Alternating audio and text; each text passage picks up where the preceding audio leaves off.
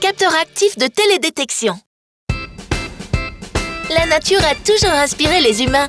Nous pouvons trouver plusieurs exemples de plantes et d'animaux qui interprètent la réalité d'une autre manière que les humains. En d'autres termes, ils ont d'autres sens qui leur permettent de percevoir ce que nous ne pouvons pas. Tel est le cas pour la vision infrarouge et la vision nocturne. Certaines espèces de chauves-souris ont un système actif qui leur permet de se maintenir à la verticale tout en volant, en produisant une onde sonore et en mesurant sa réflexion sur un objet. La chauve-souris mesure ainsi l'écho de l'onde et peut déterminer à quelle distance et dans quelle direction l'objet se trouve. C'est exactement comme ça que fonctionnent les capteurs actifs de télédétection. Si le ciel est nuageux, les capteurs optiques passifs ne peuvent pas voir la surface de la Terre. Dans ce cas, nous pouvons utiliser des capteurs actifs qui produisent leur propre source d'énergie électromagnétique sous la forme d'impulsions radio ou lumineuses. Lorsque les capteurs reçoivent l'écho d'un signal réfléchi, d'une surface ou de l'atmosphère, ils mesurent ses propriétés et en extraient des informations très utiles. Nous utilisons deux types de capteurs actifs, appelés radar et lidar. Le radar utilise les ondes radio et le lidar utilise les ondes lumineuses.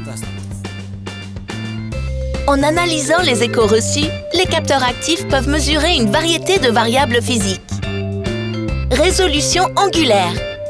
Une antenne est comme un télescope, mais elle fonctionne dans les fréquences radio. Plus le miroir du télescope est grand, plus le champ de vue est petit. Donc notre capteur ne mesure que les objets qui sont dans son champ de vue.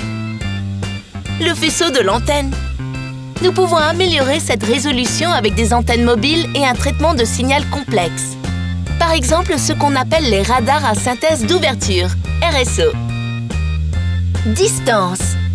En mesurant le délai entre le moment où un radar ou un lidar émet une impulsion et la réception de son écho, nous pouvons mesurer la distance d'un objet. La règle est simple. Plus l'impulsion se déplace loin, plus il faut de temps à l'écho pour revenir.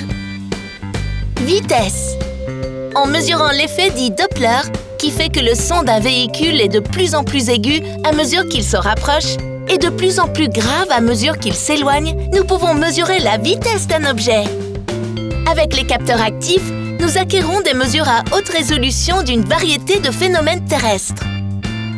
Cependant, mesurer un écho n'est pas aussi facile qu'il n'y paraît, car il existe de nombreux facteurs qui peuvent perturber ou modifier le chemin d'une énergie électromagnétique. De manière générale, nous pouvons dire que différentes surfaces modifient la façon dont l'énergie électromagnétique est réfléchie. Cela s'appelle la diffusion. Un terrain plat, comme les routes ou les plans d'eau, produit une réflexion de surface lisse, semblable à un miroir. Les champs labourés ou un couvert végétal produit une réflexion de surface rugueuse qui disperse l'énergie de façon diffuse dans de nombreuses directions. Enfin, lorsque l'énergie électromagnétique frappe plus d'une surface, comme les arbres ou les bâtiments, cela s'appelle l'effet de rebond multiple.